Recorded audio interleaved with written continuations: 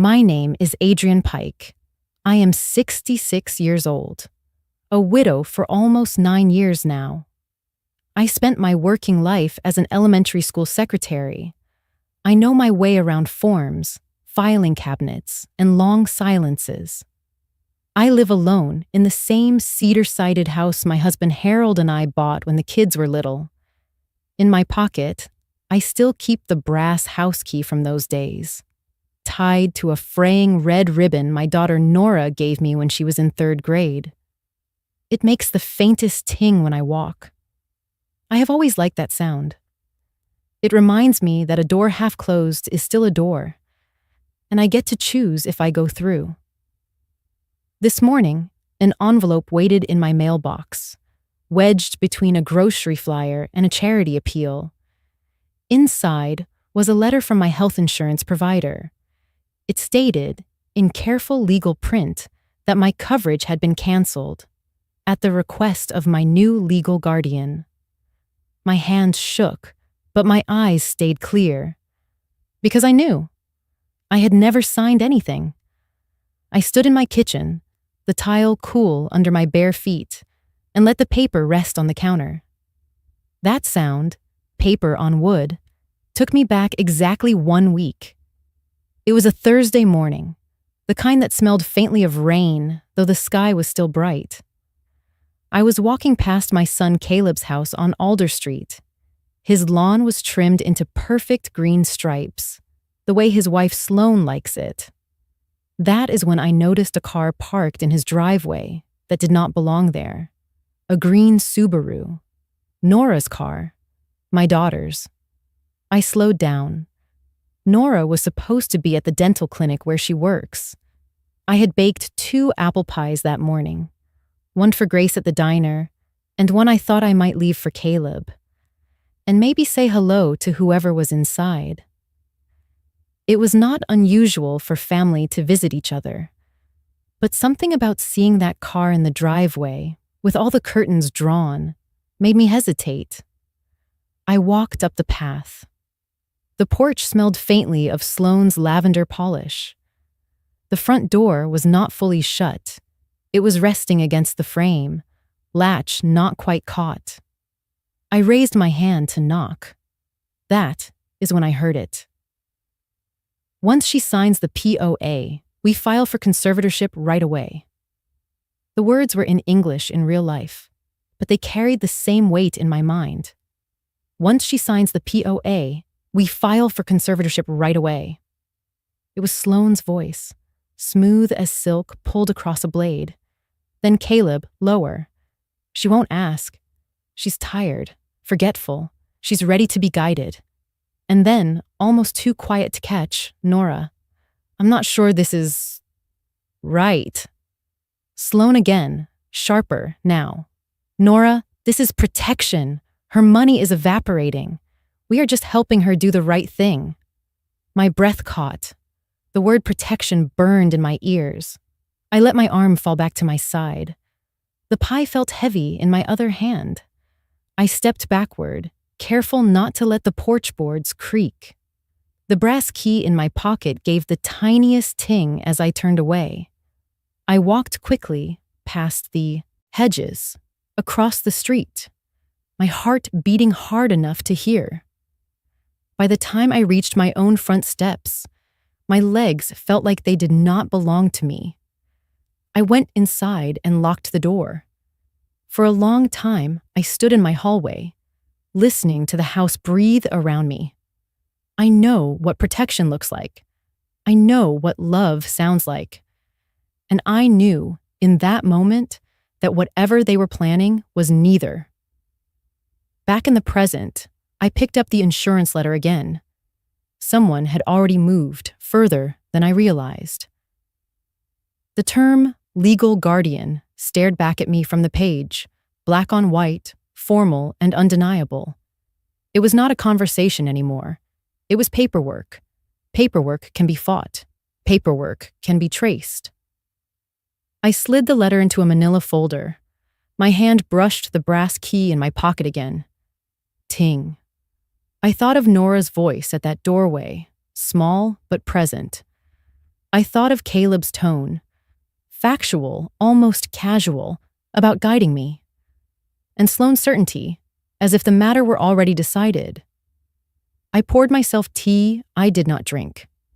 Outside, a thin wind rattled the dry leaves against the gutter, the same wind that had been on Alder Street that morning. I realized my first step would not be to confront them. Not yet. My first step would be to find out exactly how far they had already gone. I picked up the phone. The number I dialed was not family. It was someone who still remembered me from the school days, someone who knew the weight of a missing document or a misplaced signature. And as the line began to ring, I told myself one thing, out loud, in my own kitchen. They think they are holding the key, but they don't even know which door it opens. The brass key in my pocket made a sound again. Ting. Software certain. And I knew I was about to use it. I have lived in this house for over 30 years. Cedar siding. A small, wraparound porch Harold built himself, and a kitchen that has been the center of more holidays than I can count. It is quiet now. Too quiet sometimes. The kind of quiet that settles in when the children have moved on, and you no longer wake up to the sound of someone else's footsteps in the hall.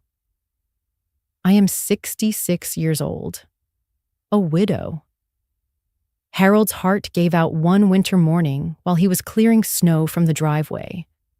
We had plans for that spring, fixing the fence, taking the train to visit friends in Oregon. I went back to work after the funeral, partly for the paycheck, mostly for the routine. Being an elementary school secretary suited me. I knew every parent by name, every child's allergies and birthdays. I could handle a ringing phone and a hallway full of crying kindergartners without missing a beat. Even now, certain objects in this house carry the weight of those years. The dent in the lower kitchen cabinet where Caleb, at 12, dropped a heavy pot trying to help with dinner. The table runner with a crooked hem that Nora sewed in home economics, proud enough to insist we use it for Thanksgiving.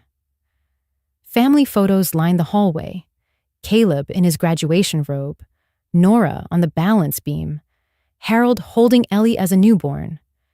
I keep them dusted, not because I am sentimental, but because neglect makes things disappear faster than loss. The people still in my life, the ones I trust, form a small circle. Marisol Vega is part of that circle. She works at the local bank branch now, but I knew her long before. Her daughter was in Mrs. Wilkins's third-grade class, and I once called Marisol at work because her little girl had left her lunchbox at home. She remembered that. Marisol is practical, quick with numbers, and quick to spot when something is out of place. She is also one of the few people I know who will tell me the truth, even if it is inconvenient. Then there is Grace.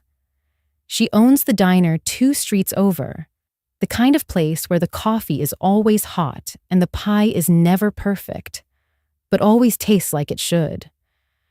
Grace has a way of cutting through pretenses with a single sentence. She once told a councilman his handshake felt like a wet paper towel. She makes me laugh, which is rarer than it used to be. My daughter Nora, she has a soft heart, softer than mine ever was. She means well, but she listens too closely to whoever is speaking last. That makes her vulnerable to people like Sloane, who can make manipulation sound like concern. Nora works long hours at a dental clinic. She is good with patients, and I believe she wants to do right by me. But wanting and doing are not always the same. Anita Patel, my lawyer, is another anchor. We met years ago at a library book fair. She was speaking about women navigating small business contracts, and I liked how she explained things without making anyone feel foolish. Anita does not waste words. She listens fully before she answers, and when she does, her advice is precise. In her line of work, precision is a form of defense. Jonah Keats is someone Anita brings in when discretion matters. You would mistake him for a reference librarian, neat sweater, careful manner. But he is the kind of person who can follow a trail of digital breadcrumbs until they lead to the source. He believes in evidence, in the chain that connects what someone does to what they meant to do. Dr. Phoebe Hart is a newer acquaintance. Anita recommended her as an independent geriatrician, someone who evaluates mental capacity without bias. She has a voice that makes you feel like you have time to answer fully, even if her schedule is tight. She reminds me of the best teachers I worked with, those who understood that listening often tells you more than any test. And then there is Ellie, my granddaughter, Caleb's daughter, 7 years old and already taller than I was at her age. She has a way of drawing houses with too many windows and gardens that spill beyond the page. In her world, no one forgets to invite you in, and every table has enough chairs.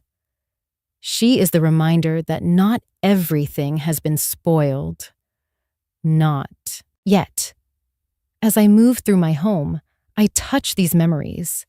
The dented cabinet, the crooked hem, like checking an old map. I know where I have been. I know who has stood beside me, and I know who is standing there now. This circle is small, but it is enough. I have learned that the right few are worth more than a crowded room. Each of them holds a different kind of key.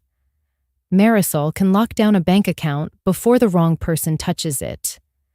Grace can read a motive in the space between words. Nora can choose the truth, if she is shown it plainly. Anita can dismantle a false claim with 3 lines of legal code. Jonah can retrieve what others thought was erased. Dr. Hart can confirm, in writing, that my mind is my own. And Ellie holds the key to why I bother to fight at all. In the days ahead, each of them will matter. I do not yet know exactly how, but I know enough to start paying attention, because once a door is forced open, you cannot simply close it again and pretend it is secure. You either fix the lock, or you change the key entirely. The brass key in my pocket presses against my palm. Ting. The ribbon is faded, but it still holds.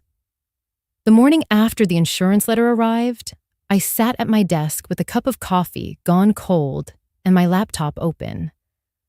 I told myself I was only going to check my email. That was a lie. I was looking for proof. It started with my estate management portal. I do not log into it often. There is rarely a reason. But the moment the dashboard loaded, I saw something that stopped me. 2 login entries I did not recognize, both from last week. One was labeled Document Download. The other said, Electronic Signature Completed. My breath tightened. I had not opened that file, let alone signed it. I clicked through the history. The document in question was a revision to my estate plan. Several asset allocations were altered, directing more to Caleb and Sloan, less to Nora and Ellie. There was nothing in my files indicating I had authorized any change. And yet there, in digital black and white, was my name on the signature line. The next stop was my bank account. I scrolled through the most recent transactions and found 3 entries that looked harmless at first glance. Each was under $500, small enough not to raise the automatic fraud alerts. All 3 were to an account I did not recognize, labeled with vague descriptions: logistics, estate review, consulting. I felt the first cold drop of certainty. This was deliberate, and it was not just in my imagination. My eyes drifted from the glowing laptop screen to the worn surface of my kitchen table. For a moment, the present blurred, and I was back 15 years earlier. The light over the table was warm then, the bulb casting a yellow circle across the pages of my ledger. I used to sit there after dinner with a pencil in hand, calculating and recalculating so that Caleb could attend the architecture summer program in Chicago, so that Nora could stay in ballet for another year. I remember skipping new shoes one winter, patching the old ones instead, because there was a tuition deadline to meet. The pencil marks were neat, the columns aligned, but every number represented a choice. Back then, it didn't feel like sacrifice. It felt like the natural order of things. Parents make it work. Children take the opportunity and run with it. I blinked and the ledger was gone. The table was bare except for my coffee and the laptop that now showed me just how much someone was willing to take. I reached for the phone. Marisol answered on the second ring. "Adrienne, hey, what's going on?" Her voice was brisk, but warm. "I need you to help me secure my accounts," I said. "And I need you to do it quietly." There was a pause, the kind where you can hear someone deciding whether to ask more questions. Marisol chose not to. "Okay. First, we put a monitoring flag on your accounts.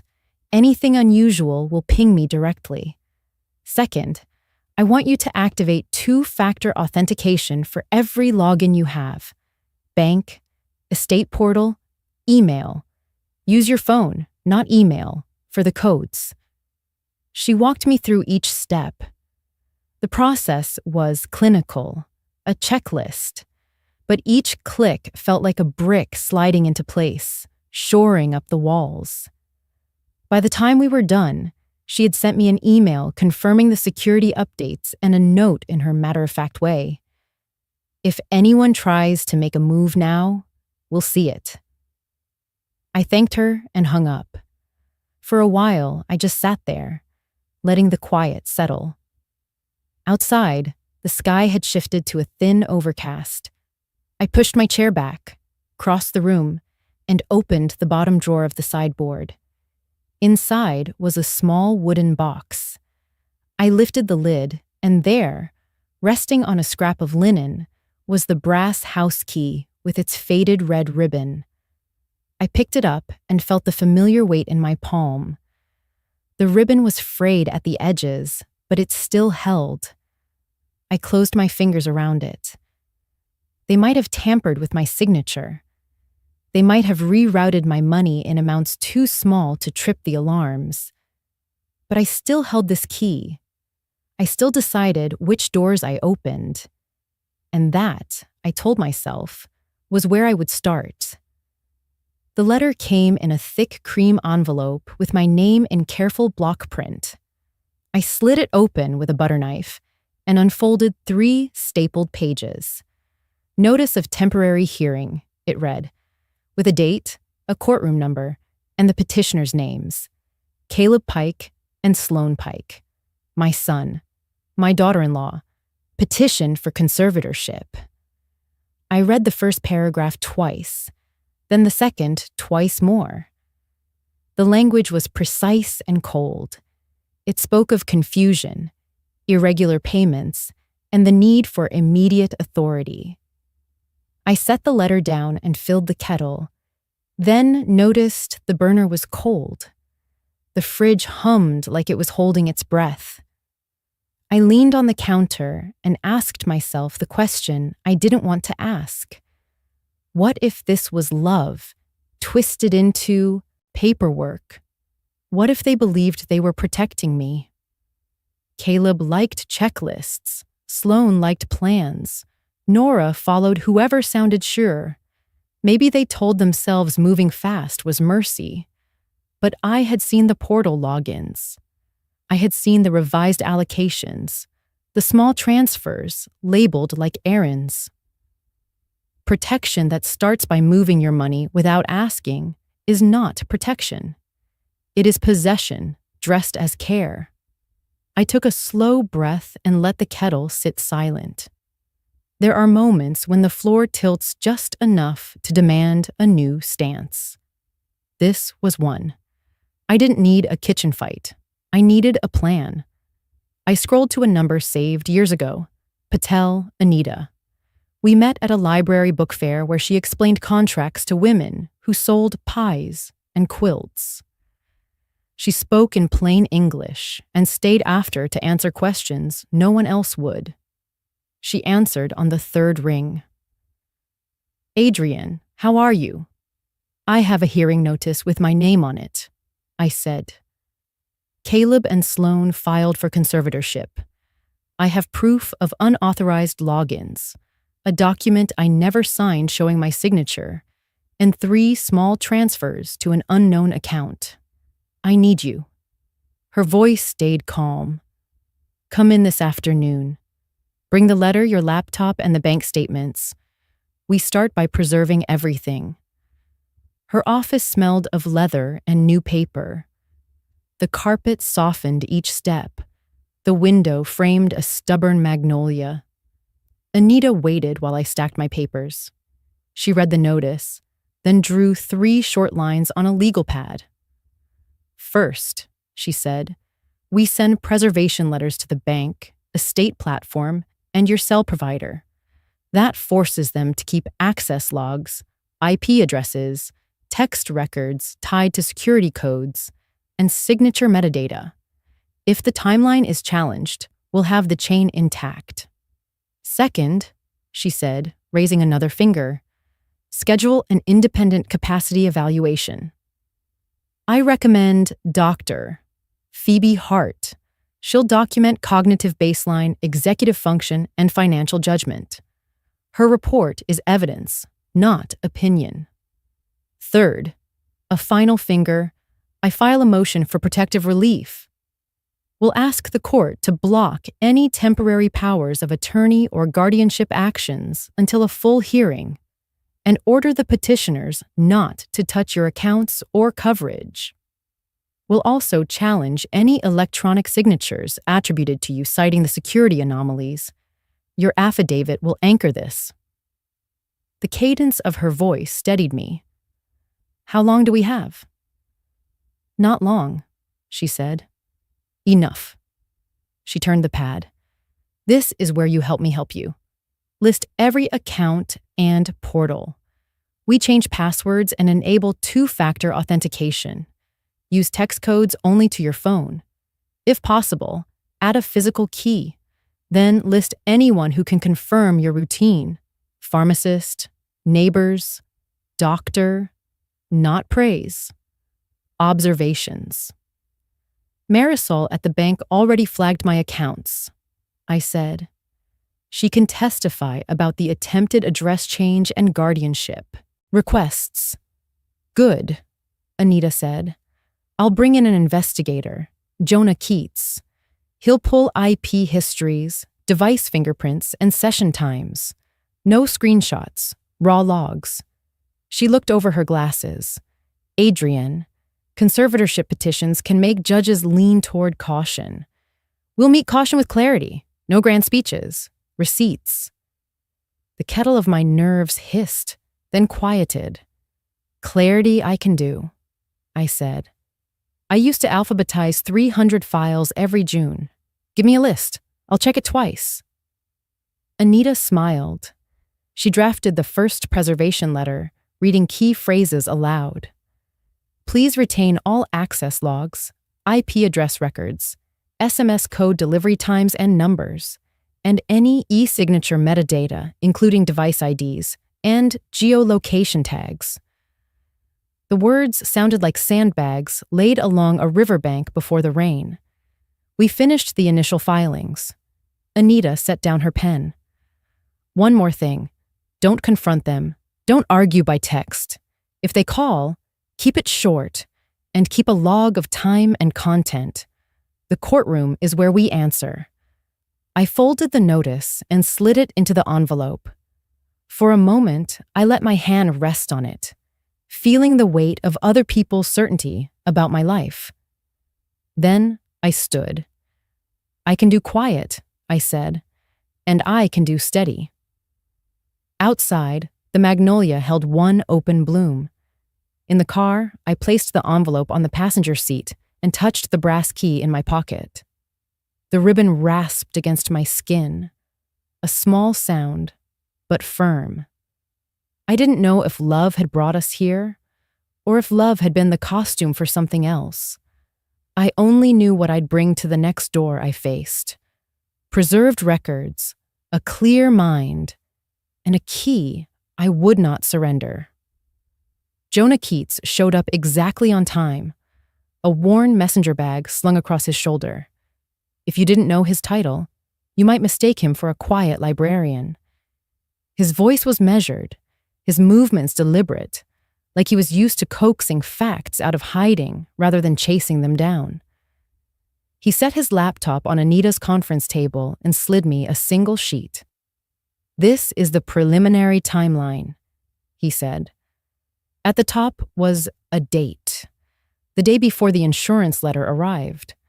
Below it, a column of IP addresses, geolocation tags, and device fingerprints. Jonah tapped the third line. "This one belongs to your home network.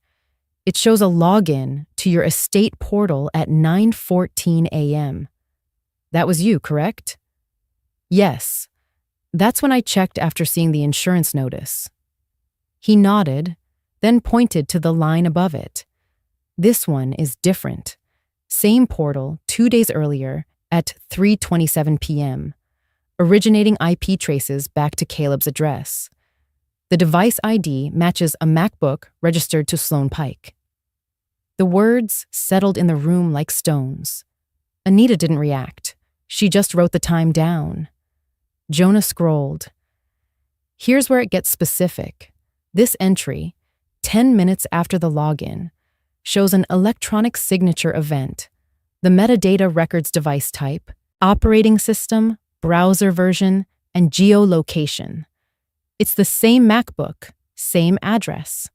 Signature applied to the estate amendment you showed me. That signature is listed under your name." I looked at the printed page. Seeing it in writing was worse than hearing it. I'd expected a shadow of doubt, some detail that would make it harder to trace. There wasn't one. He kept going. "I also pulled the audit logs from your bank. These 3 transfers, logistics, estate review, consulting, they were initiated from the same IP as the portal logins. That ties both actions to the same location and device." Anita leaned forward. "Chain of custody?" Jonah tapped his folder. "Preserved directly from the service providers. Each source gave me a certified export with hash verification. The originals are in cloud storage with read-only access. These printed copies are for reference only. If we present them, we'll produce the originals under seal." I didn't speak. My mind kept replaying the drive past Caleb's house, the sight of Nora's car in the driveway, the low murmur through the door. Hearing their voices that day had been like a splinter under the skin. Jonah's timeline was the tweezers pulling it into the light. He closed one file and opened another. There's one more piece. I subpoenaed records from Zoom for the week before the petition was filed. Sloan hosted 3 calls labeled guardianship strategy. 2 of them included a woman named Lillian Marks, an estate planning consultant in D.C. The 3rd call, he glanced at Anita, was with Caleb and Nora only. The description read, "Tone sympathetic." I reviewed the transcription flags. The term was used multiple times in connection with phrases like, "Mom doesn't understand," and "We just want her safe." Tone sympathetic. I could almost hear Sloane's voice saying it. Measured, low, the way she'd explain a delay at the airport to a gate agent. Anita's pen stopped moving. We'll need a copy of that call. Jonah nodded. Already requested. The host account will have a full recording. He slid the timeline toward me. Everything here is admissible if the court accepts the foundation. You have direct links between your son's address, his wife's device, and the unauthorized activity. The bank and portal logs are aligned. The Zoom calls show premeditation. I traced a finger down the list of timestamps. Each one felt like a tick on a clock I hadn't heard until now. I didn't feel vindicated. I didn't feel triumphant. What I felt was the same quiet satisfaction as balancing a school ledger at the end of the month. Numbers aligned, columns matched, everything accounted for. It didn't erase the work it took to get there. It just meant the math was true. Thank you, I said, finally. Jonah gave a small nod. I'll keep monitoring for any new access attempts. If there's another login, we'll catch it in real time. When he left, Anita gathered the papers into a neat stack. This is strong, she said. We'll attach it to the motion for protective relief. It's not just your word. It's the data speaking. I slid the brass key from my pocket, the ribbon trailing over my palm. In my mind, the red was brighter than before. Not because I was closer to winning, but because the door it unlocked was still mine to open. Let's keep going, I said. The park sits on a low hill above the old train station, where the wind always moves first. I chose the same bench where Nora learned to balance on 2 wheels, wobbling past while Harold jogged backward with his hands out. I arrived early, faced the cracked path, and held the brass key in my pocket like a talisman. When Nora turned the corner, she hugged her jacket, although the afternoon was mild. Worry had arranged her into a smaller shape. Hey, Mom. Her voice was low and unsteady. Then she tried for a smile that did not land. I nodded to the bench. She sat at the far end, as if we were still leaving room for a bicycle between us. I got your text, she said. You needed to talk. Is everything all right? I opened the window in my chest and let air in. I received a letter canceling my insurance. It named a new legal guardian. I did not appoint one. The words lay between us. Birds worked at the grass. A train horn carried through the trees. Nora tightened her sleeves.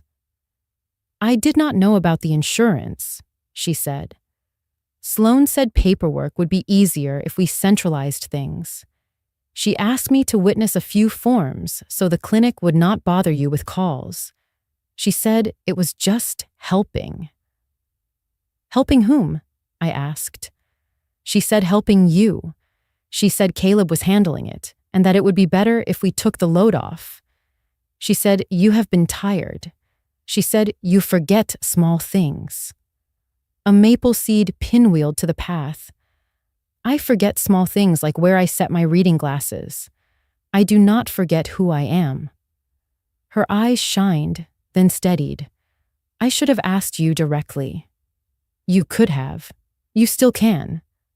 She looked over the hill to where the track curves and the town lifts beyond it. Sloan is persuasive. She sounds so sure. When I said I felt uneasy, she said I was being childish. She said this is how responsible families work. She said I never step up. When you were 9, I said, you fell on that slope and scraped your knee. Harold told you to breathe while I held the handlebars so the bike would not run. You asked if you could quit. I said you could quit for a moment and then try again. Do you remember? Nora gave a small laugh that ended quickly. I remember the blue bandage with rockets. You tried again and rode to the picnic table. You were shaky, but you were steering. That is all I am asking you to do now. She turned toward me. I saw the girl who tied a red ribbon to my house key because she wanted our door to be easy to find. Sloan had me sign as a witness on 2 things, Nora said. One was a form saying you agreed to electronic signatures. The other was a statement about concerns for your decision-making. She said it was just to speed things up in case of emergency. She said there was no harm. Did you read them? I tried. She talks while you read, and then it feels rude to keep her waiting. I signed. I thought I was helping you rest. The truth sat between us like a third person. I let the silence widen, not as punishment, but as room for both of us to see what it held. I am sorry, Nora said. I did not mean to be on the wrong side of you. You are not on the wrong side of me, I said. You are on the far side of what is easy. That is where the right side usually lives. A gust lifted her hair. She tucked it behind her ear. What do you need me to do? First, tell me everything you witnessed or signed. Names, dates, who was present. Second, send me any texts or emails where Sloan discussed plans.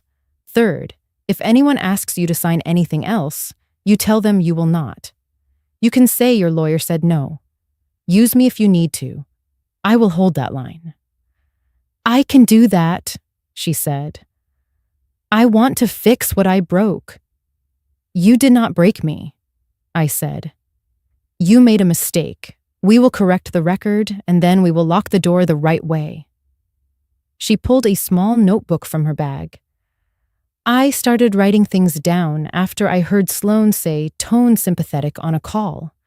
It felt wrong in my stomach. I wrote the dates. I can forward screenshots. That will help, I said. Jonah will connect the logs. Anita will handle the filings. She took a breath that filled her shoulders. I keep thinking about how often you paid for everything without saying you were paying for everything. Lessons, trips, the time you fixed my car. You never said it like a bill. She exhaled. I thought helping Sloan was paying you back. You do not owe me a debt, I said. You owe yourself a standard. She wiped her cheek with the heel of her hand. I want to meet it. A freight train slid by, slow and metallic, a long sentence without commas. When it passed, the park felt wider. Nora shifted closer on the bench until our sleeves touched. Silence can be an answer, I said. But today I need your voice. I need you to stand in the truth you already know. I will, she said. Mom, I am here. I closed my fingers around the brass key until I felt the groove Harold filed decades ago. In Nora's damp eyes, I saw a younger version of myself at this bench, afraid to steer, and trying anyway. That girl learned to keep her balance. This woman can too. I let the old ache fall away, the way a scab loosens when the skin beneath has mended. Good, I said. Now we begin. The woman at the grocery register held my carton of milk in one hand and my card in the other. I'm sorry, ma'am. It says declined. Do you have another form of payment? Her voice was polite, but the line behind me was impatient, a small tide pressing forward. I felt the sting in my cheeks before the heat. Let me try again, I said.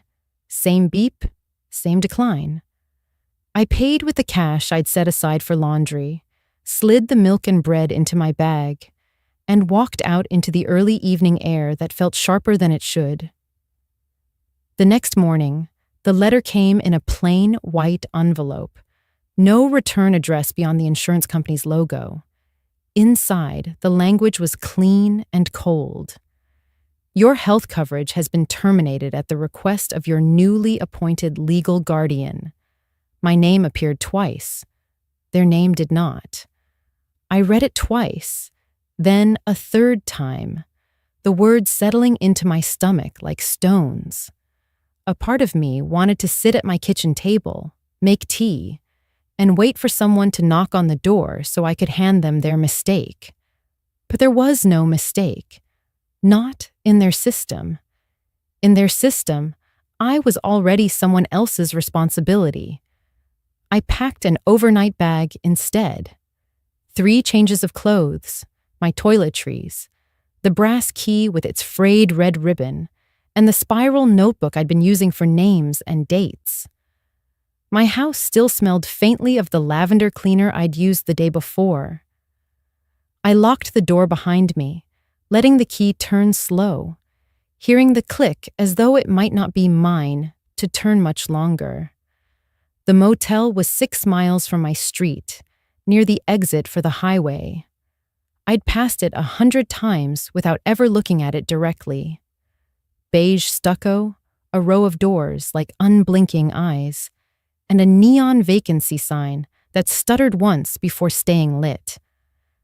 At the front desk, the clerk slid the registration card toward me. "How many nights?" "2 to start," I said. My voice sounded steady, but I could feel the thin vibration underneath. She handed me a brass key with a plastic fob.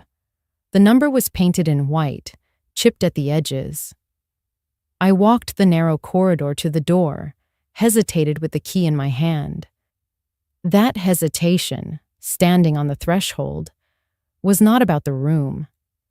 It was about choosing to be here, choosing not to sleep in my own bed where they might find me, choosing myself over familiarity. I stepped inside.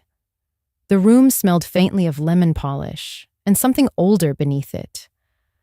A queen bed with a floral bedspread, a small table with 2 mismatched chairs, and a television bolted to the wall. The curtains were heavy, meant to keep light out. I set my bag down on the bed and sat beside it. I took out the spiral notebook and opened to a clean page. The pen felt warm from being in my purse. I wrote at the top, "Letter to them." I did not write "Dear" or any name. I simply began, "If tomorrow I lose in that courtroom, I will still have myself. You can take access, titles, and even my home address, but you cannot take the choice to be me. I have lived too many years, through too many nights of unpaid bills and too many mornings of early buses to hand my dignity to anyone who did not earn it. If you think my silence means consent, you have misunderstood me. My silence is a dam holding back more truth than you can carry. My signature is mine. My body is mine. And as long as I can hold a pen, the line you want will remain blank." I stopped there, folded the paper once, then again, slid it into the back pocket of the notebook. The letter would not be sent. It was a mirror, not a weapon. I changed into a soft sweater, one I'd bought on sale years ago and never worn because it felt too warm for the house. Here, the air conditioner hummed and the sweater was comfort. I made tea in the small coffee maker, using a bag I'd brought from home. The taste was faintly metallic from the tap water, but it was hot, and I held the mug until my fingers loosened. Outside, headlights swept past on the access road, brief interruptions of the dark. I kept the curtain drawn, but left a small gap to see the glow of the vacancy sign. Lying in the bed, I let my thoughts slow. The brass key rested on the nightstand, its ribbon frayed but unbroken. I touched it before turning out the light. I had not run away. I had stepped aside to see the field more clearly. In the quiet, I could almost hear Harold's voice, not telling me what to do, but reminding me of who I was when I decided things for myself.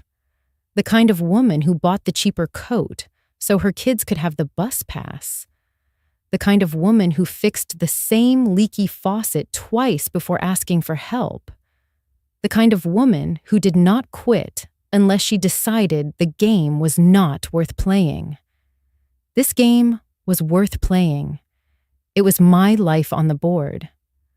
I closed my eyes with that thought. If they wanted to call me incapable, they would have to do it while I stood upright, in my own words.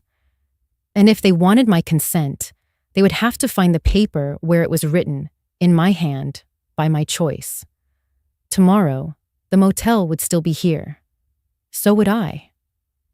The text came at 7:42 in the morning, while I was stirring sugar into my tea at the motel. A, are you free for coffee today? We should talk like family. The like family part sat wrong with me, like a stone in my shoe. It was from Sloane. She didn't say what it was about, but I didn't need her to. The last time she'd looked me in the eye, she was standing in my driveway, her hands folded in that way people do when they want to seem calm, but are already planning the next move. I took my time replying, sure, Cinnamon on 5th Street, 11 o'clock.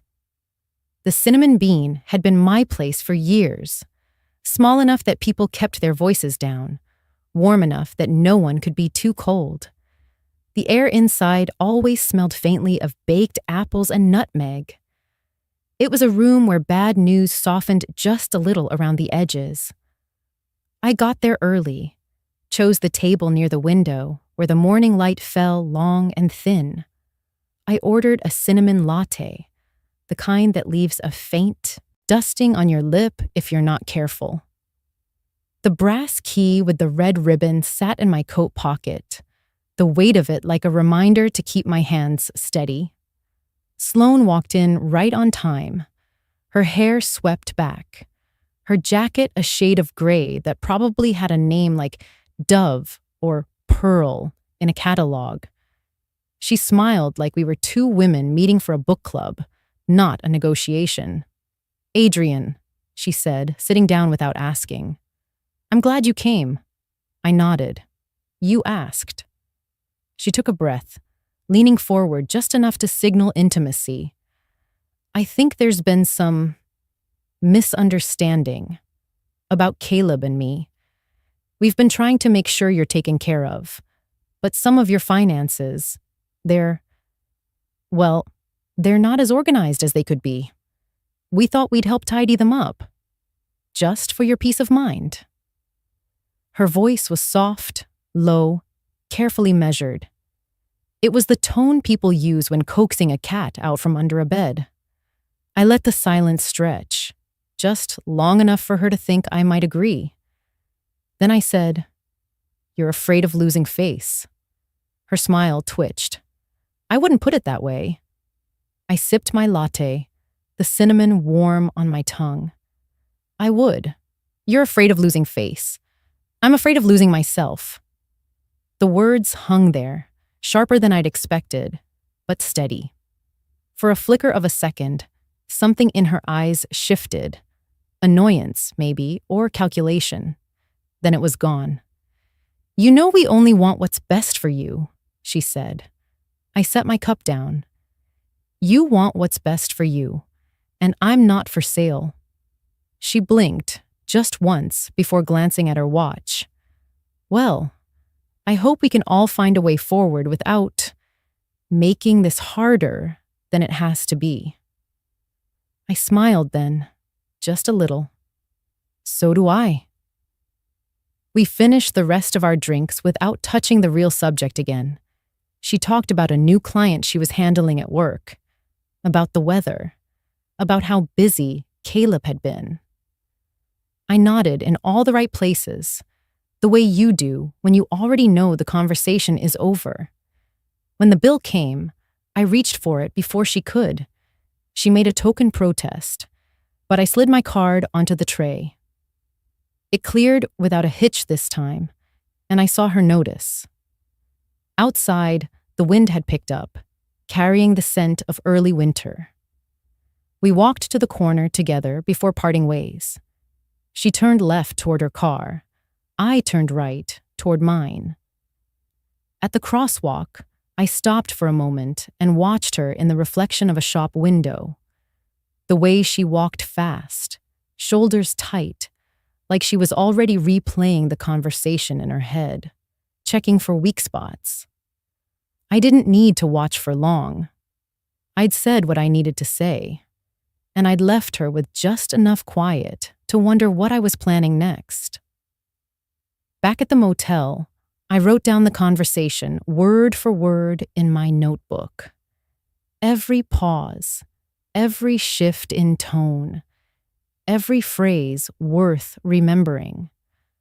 Not because I planned to use it against her yet, but because I didn't plan to forget it. Some games aren't won in a single move.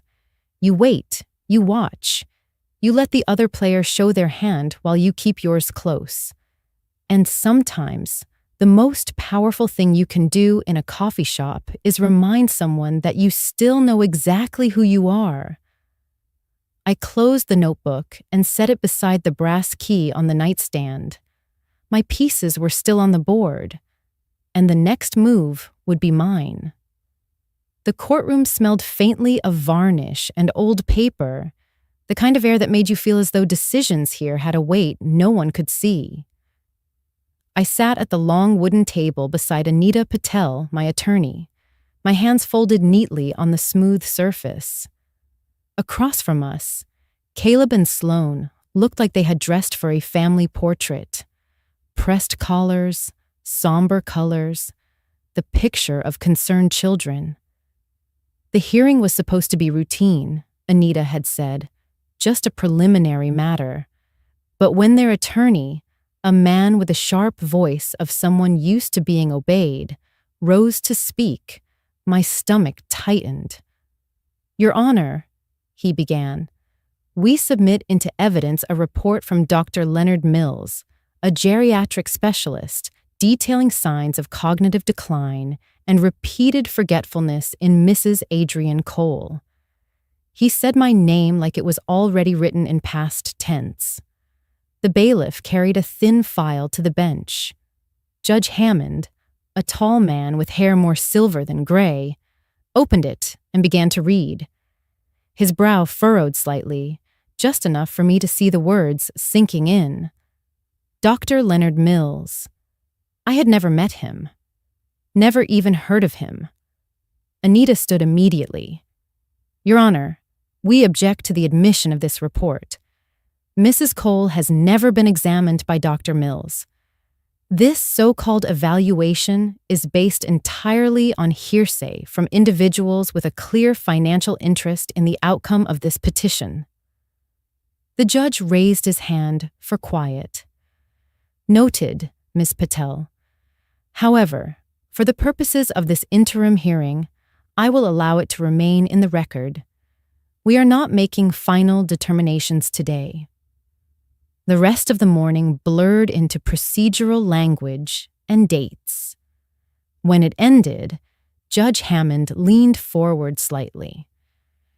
"Given the conflicting accounts and this new evidence, I am appointing a guardian ad litem to assess Mrs. Cole's best interests before we proceed. We'll reconvene in 6 weeks. Court is adjourned." The gavel fell like a closing door. I walked out into the hallway with Anita at my side. Caleb and Sloane trailed behind us, their voices low, but carrying just enough for me to hear necessary, and only trying to help. The words felt like sandpaper. Anita put a hand on my arm once we stepped into the crisp air outside. "This is a delay, Adrienne, not a defeat. The guardian ad litem will meet you, talk to you, review the facts. We'll make sure they see the truth." I nodded, but I kept my eyes on the courthouse steps. The marble was worn in the middle from years of feet taking the same, cautious descent. I took each step slowly, as though I might slip if I looked up too soon. Back at the motel, I closed the door behind me and leaned against it for a moment. The room smelled faintly of the cinnamon coffee I'd brought back that morning. I set the cup on the table, still half full, and pulled open the nightstand drawer. Inside was my stack of plain stationery and the fountain pen I'd bought myself after my retirement party at the school. I had saved it for special letters. Apparently, this qualified. I sat down at the small desk by the window, clicked the pen open, and began to write. Not to Caleb or Sloan, not even to the judge. To myself. If you are reading this tomorrow, and the court has stripped away what you know you are, remember this. No one is coming to knock on the door to hand it back to you. Do not wait for permission to be yourself. Open the drawer. Take out the pen. Sign your own name. Over and over, if you have to. Do not let the ink run dry before you do. The words came quickly, almost too quickly for the pen to keep up. My handwriting was steady, the loops and lines exactly as they had been since I learned cursive in the 3rd grade. No decline here, I thought. When I finished, I folded the letter in half and slid it into the drawer beneath the pen. It wasn't for anyone else to read. Not yet. Maybe never. But I needed to know it existed. That night, I didn't watch television or read. I sat on the edge of the bed and listened to the hum of the motel's neon sign outside the window. It flickered every few seconds, a small, stubborn light refusing to go out. I thought about the phrase best interests and how often it gets twisted into something unrecognizable. My best interest was not to be managed, filed, and locked away. My best interest was to keep my name in my own hand, my decisions in my own voice. The brass key with the red ribbon sat on the nightstand. I reached over, let it rest in my palm for a moment, and then set it back down. It was still mine. For now. And that was enough to plan the next move. It started like one of those weeks at the school when a big inspection was coming. Everyone moving in quiet urgency, each task feeding the next. Only this time, the inspection was my life.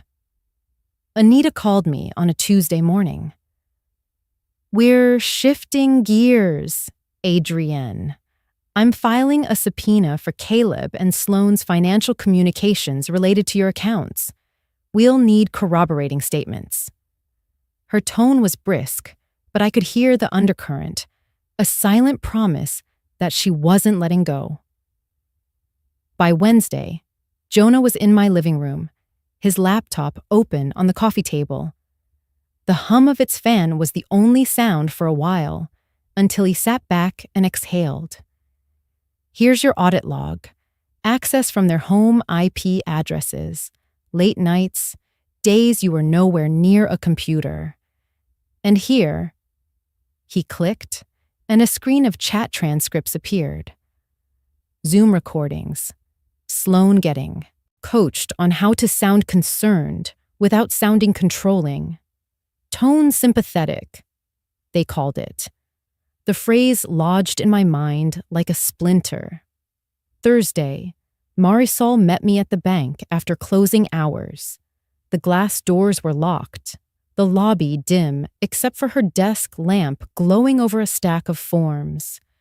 She slid an affidavit across to me. "I've known you for 20 years, Adrienne. You have never once asked for a guardian to manage your accounts. I've notarized this myself." She tapped her pen where I should sign, her eyes steady on mine. Friday morning, Dr. Phoebe Hart arrived at my door with a soft leather bag and a small smile. "I'm not here to test you, Mrs. Cole. I'm here to meet you." The evaluation was thorough but gentle. Memory prompts, problem solving, even balancing a checkbook. When she left, she shook my hand. "I'll submit my report to the court directly. No signs of cognitive impairment. None." Saturday, Nora showed up unannounced. She carried a cardboard file box and the look of someone who had made a decision she couldn't take back.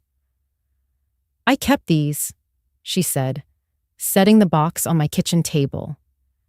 Inside were printouts and screenshots, text messages from Sloan, coaching her on how to convince me to sign the power of attorney. She said it was for your safety, Nora whispered, but reading them now, it's clear. I didn't hug her. Not yet. But I rested my hand on the box and met her eyes. Thank you. By Sunday, my dining table was covered in neat stacks. Subpoena drafts, audit logs, affidavits, medical reports, message printouts. I worked through them slowly, methodically, the same way I used to grade essays. Back then, I'd circle missing commas and mark margins with careful notes. Now, I checked for dates, signatures, file numbers, making sure each piece was exactly where it needed to be. I thought of the years at that kitchen table, under the same yellow light, budgeting for Caleb's tuition, for Nora's dance lessons. Every dollar assigned a purpose, every line item balanced. It was the same discipline now, just with higher stakes. Midway through the afternoon, I found myself smiling, not out of joy, but at the precision of it all. They had underestimated me, thought I would be too rattled, too tired to comb through the details. But every page I reviewed was another stitch in the net I was weaving. When I finally stacked the last file, I took a deep breath and let the quiet fill the room. The brass key with the red ribbon hung from the cabinet knob, catching a sliver of late-day sun. I reached up, gave it a small tap with my finger, and listened to the faint ting. It was the same sound it had made the day I walked away from Caleb's porch. This wasn't over, but for the first time, I felt the ground under my feet again. The inspection might not be tomorrow, but when it came, every answer would be in order, every fact in place. And when they asked whose life this was, the paperwork would say what I already knew. It was mine. I wasn't there for what happened in their kitchen that night, but I've pieced it together from what Nora let slip and what Jonah's file showed. Caleb was at the counter, laptop open, the glow washing his face a pale gray. Sloane stood at the sink, scrubbing a coffee mug like it had wronged her. The hum of the refrigerator was the only sound until he shut the laptop with more force than needed. "We're behind again," he said, voice low but sharp. "The contractor wants another 25 by Friday. Without it, the crew walks." Sloane set the mug down too hard, water splashing onto the counter. "I told you we shouldn't have taken the Henderson property. It's a money pit." "It's an investment," Caleb shot back. "And when it's done, it's worth triple. But we can't get there without—" He stopped, jaw tightening. "Without what?" she pressed. "Without your mother's accounts." He didn't answer right away, just rubbed his temples, eyes darting toward the half-open mail on the table. A bill with red lettering, the corner of an overdue notice peeking out. "You said this was for her safety," Sloane went on, softer now. But with that edge I knew too well. "You said she was forgetting things." Caleb let out a bitter laugh. "She still balances her own checkbook, better than I do. But she doesn't need all that money sitting there. Not when—" He broke off again, hands curling into fists. "Not when we're drowning?" Sloane finished for him. Silence hung heavy between them. Not the kind that brings peace, but the kind that settles in your chest, like a stone. He moved to the fridge, pulled out a beer, twisted the cap until it popped. "I'm trying to keep us afloat, Sloane. The market's slowing, banks are tightening. If we don't finish Henderson, if we can't cover the interest payments, then we lose the house," she said flatly. He didn't deny it. I imagine he leaned on the counter then, looking down into the amber liquid, seeing more of his own reflection than he wanted. He'd been the boy who once handed me a crumpled Mother's Day card, bought with lawn mowing money, who promised he'd always take care of me when I was old. Now he was 39, with the weight of a failing project pressing the air out of his lungs. But here's the thing. Desperation doesn't erase the line between right and wrong. It just makes people blur it until they can convince themselves it's gone. Sloane dried her hands and crossed the room. If we finish this, Caleb, we're set. We can pay her back. She won't even notice. But we have to be united on this. No hesitation. No guilt. He looked at her for a long time, and I wonder what he saw. His partner, his co-conspirator, or just the person willing to say out loud what he didn't want to admit he was already doing. Finally, he nodded. United. There's a temptation, telling this part, to frame it as a villain's pact, to make it cleaner, darker, easier to hate. But the truth is more complicated. They weren't cartoon thieves twirling mustaches. They were two people under financial strain, tangled in ambition and fear, convincing themselves that my security was negotiable because their comfort was slipping away. It's a dangerous kind of love, the one that excuses harm because you believe the end will justify the means. I've been on the other side of it, choosing long hours, tight budgets, and my own exhaustion, thinking I was sacrificing for the good of the family. It took me decades to realize that protecting someone doesn't mean controlling them. Maybe Caleb hasn't learned that yet. Maybe he won't. But seeing this, knowing this, forces me to hold two truths at once: that he is my son, and that he crossed a line that love doesn't excuse. The court would only see documents, statements, and testimony. They wouldn't see him in that kitchen, weighing the mortgage against my autonomy. They wouldn't hear the quiet in his voice when he agreed to Sloane's plan. But I carry that image, and it shapes how I fight. Not just to win, but to remind myself what's worth saving and what isn't. Because if love demands you surrender who you are, it's not love. It's a transaction. And I've spent my life paying into accounts I thought were for family. Turns out, some of them have been closed for years. The courtroom felt colder than it had in February, though it was late spring. The air carried a kind of stillness that made the sound of shuffling papers and chair legs echo louder than they should. I sat at the same table as before, my hands folded, the brass key with the red ribbon in my pocket like a steady pulse. Anita sat beside me, posture sharp, eyes scanning the bench as Judge Hammond took his seat. The clerk called the case, and the opposing attorney was first to stand. His words were measured but familiar. Phrases about concern for my welfare and patterns of forgetfulness.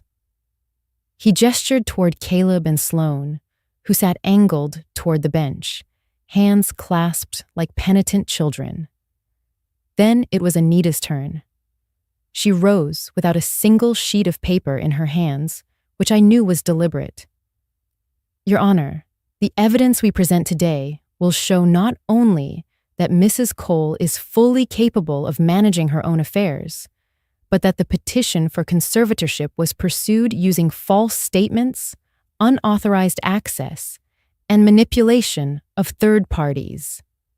She gestured toward Jonah at the back of the room.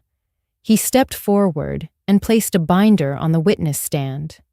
This, Anita continued, is the audit log from Mrs. Cole's online accounts. Access occurred from IP addresses registered to the petitioner's home.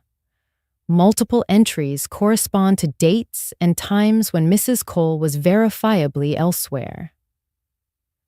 Jonah pointed out the entries, each one marked with a timestamp, and location. The judge leaned closer to the screen as they scrolled. Anita moved to the next point. We also have evidence of unauthorized attempts to change account recovery options, which Mrs. Cole thwarted by enabling two-factor authentication. This demonstrates not only her competence, but her active management of her own finances. Then came the recordings. The grainy sound of a Zoom call filled the speakers. Sloane's voice, slightly distorted, but clear enough. Remember, tone, sympathetic. We want her to believe this is for her own good. I didn't look at them while it played. I kept my gaze on the judge. Next was Dr. Hart. Her testimony was calm, professional, and unshakable. I conducted an independent evaluation of Mrs. Cole. There is no evidence of cognitive decline or memory impairment.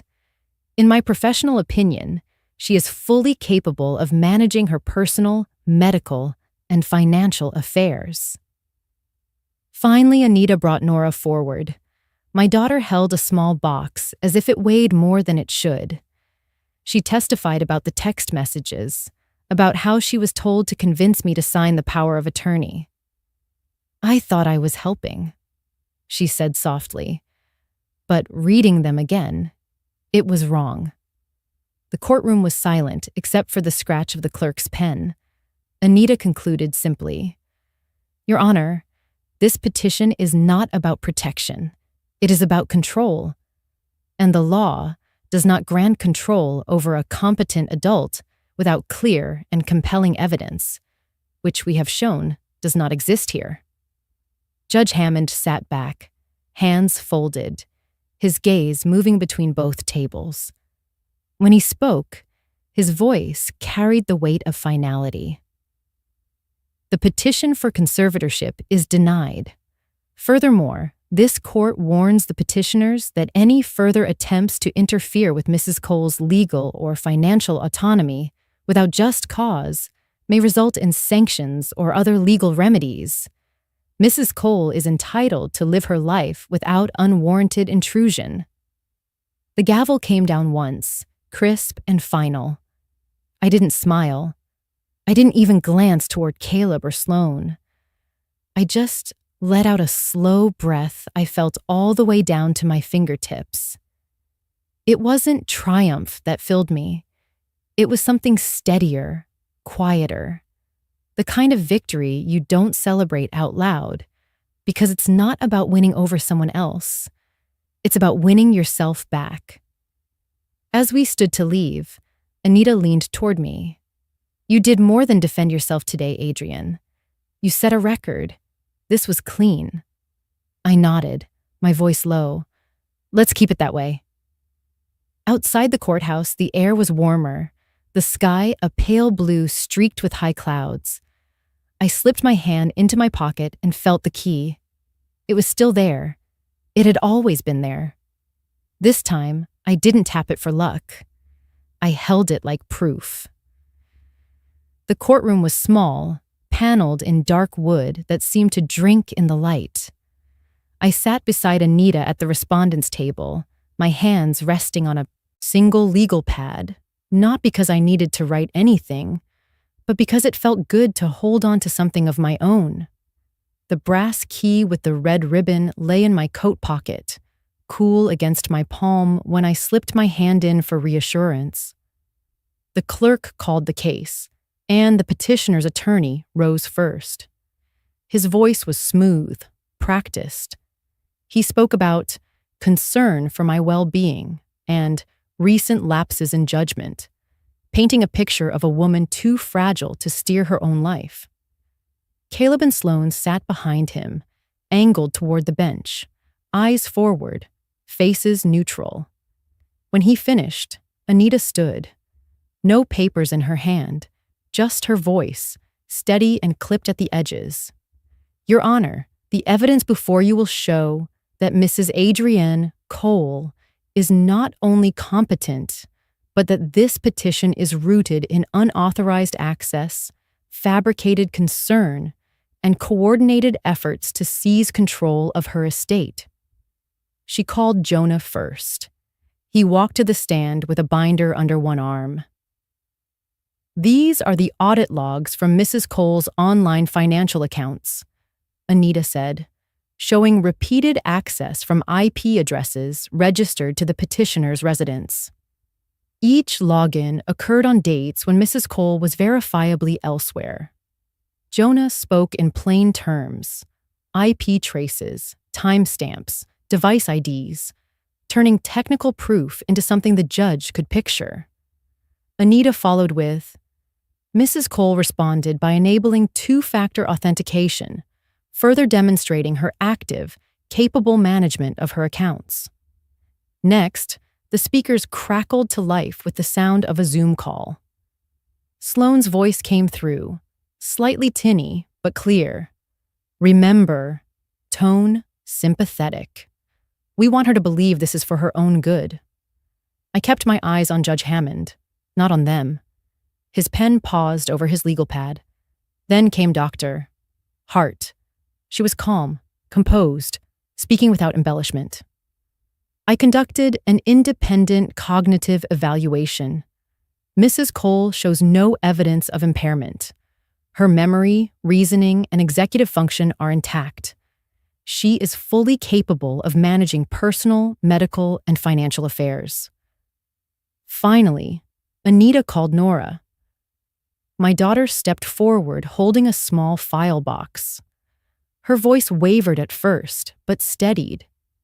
She told the court how she had been urged to convince me to sign a power of attorney, how she'd believed it was helping.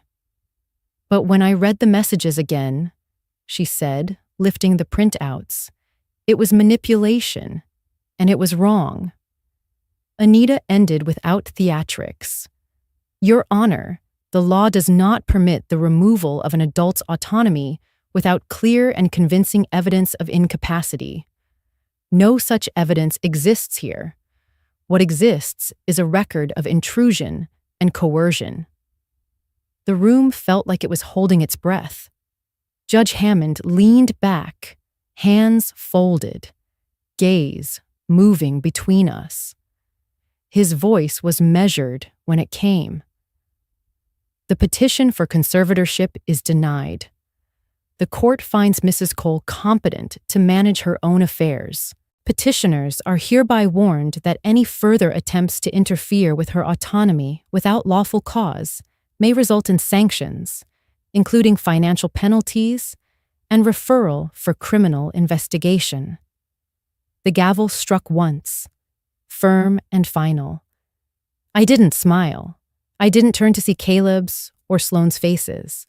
Instead, I drew in a slow, steady breath, letting it fill me all the way to my fingertips before releasing it. This wasn't triumph in the way people imagine. It was quieter, heavier, the kind that settles into your bones. Anita touched my arm as we stood. "This is as clean a win as it gets," she murmured. Outside, the air felt warmer than when we'd gone in. I slipped my hand into my pocket, wrapped my fingers around the key, and held it there. Not for luck, not for hope, but as proof that what was mine was still mine. The office smelled faintly of lemon oil and old leather, the kind of scent that made me think of libraries and long-settled agreements. Anita slid the final set of documents across the polished desk toward me. The edges were crisp, the ink still smelling faintly metallic. "This," she said, tapping the top page, "is the formal revocation of any prior power of attorney. It's already been recorded with the county and sent to every financial institution you use." I read it once, slowly, my eyes tracing each word like it was a stitch in a seam. Then I signed, my pen moving in a steady arc. Anita turned to the next stack. "This," she continued, "is the irrevocable trust. We've named Nora as the successor beneficiary of the house. Ellie is designated as beneficiary for the trust's liquid assets. And, per your instructions, a charitable fund is established for the soup kitchen grace runs, with an annual disbursement set in perpetuity. I looked at the language, the careful phrases, irrevocable, in trust, without reservation. There was a strange calm in seeing my intentions locked into words the law couldn't bend for anyone's convenience.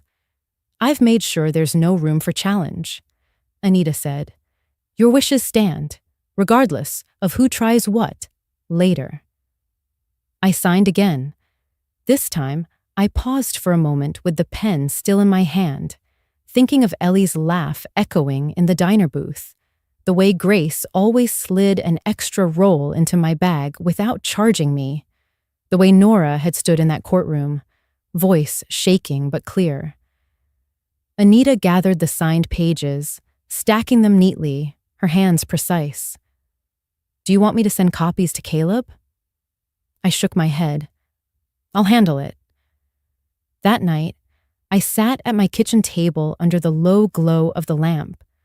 The house was quiet, except for the ticking of the clock on the wall.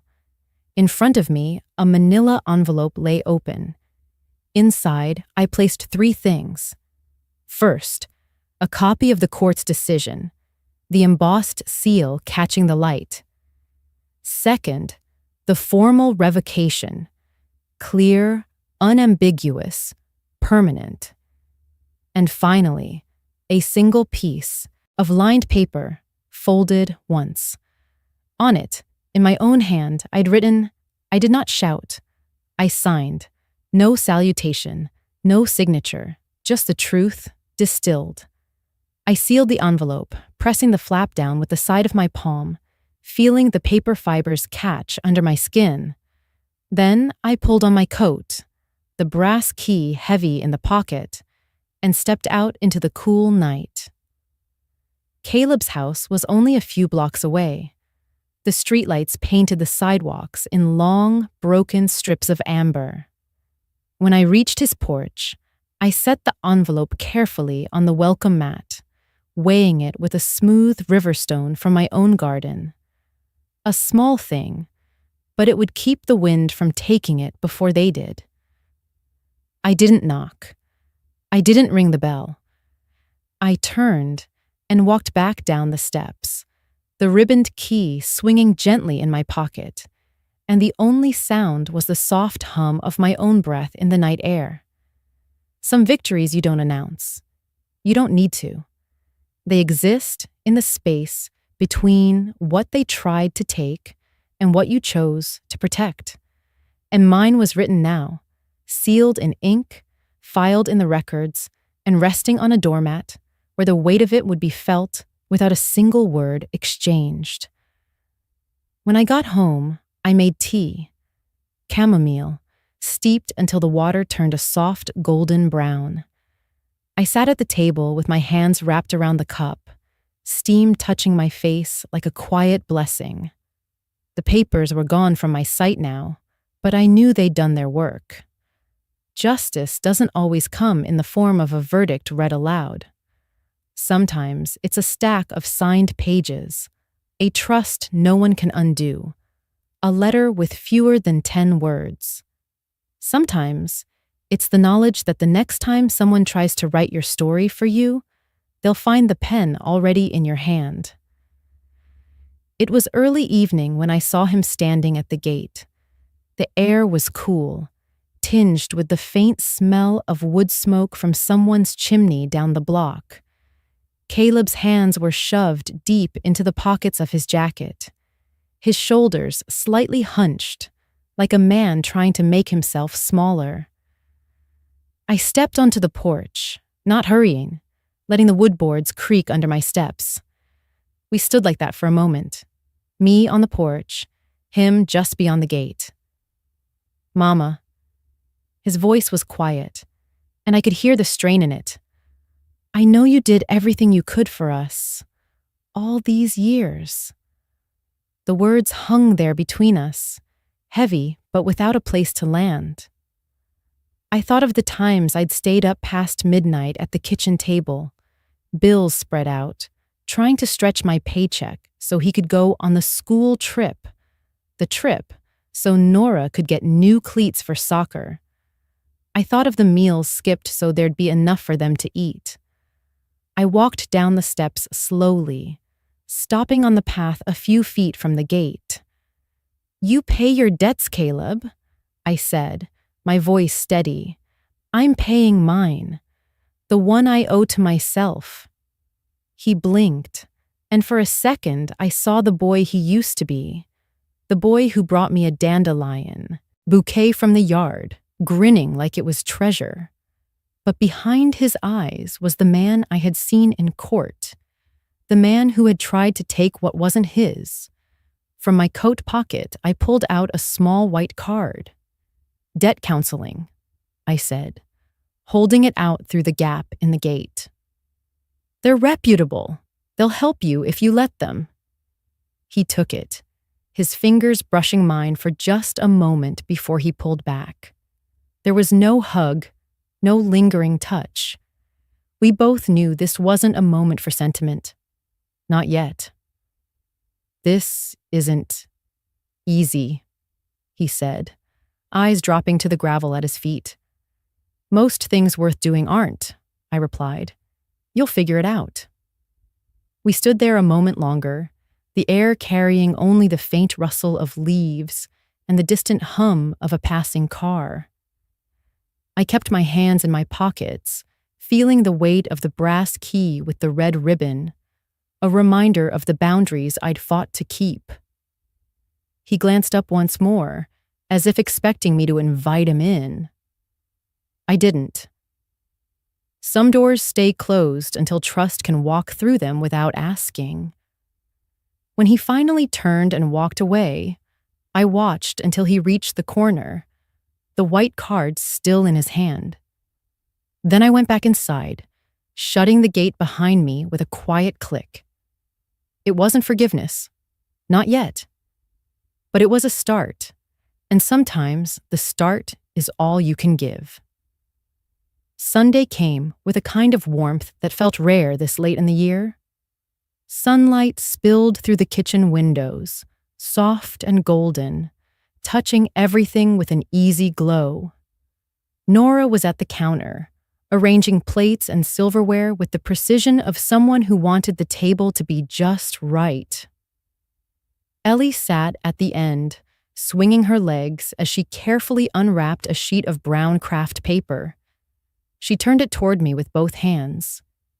It was a drawing, our house, with 3 figures standing in front. The lines were simple but sure, the colors bright and certain. One figure had silver hair, the other 2 flanking her on each side. Ellie's smile was shy, like she wasn't sure if she'd gotten it right. "You did," I told her. "It's beautiful." Nora came over to look, her hand brushing Ellie's shoulder. "She worked on it all week," she said. I glanced toward the far wall of the kitchen, where a small wooden hook held the brass key on its red ribbon. That key had been mine for decades, more than a way to open a lock.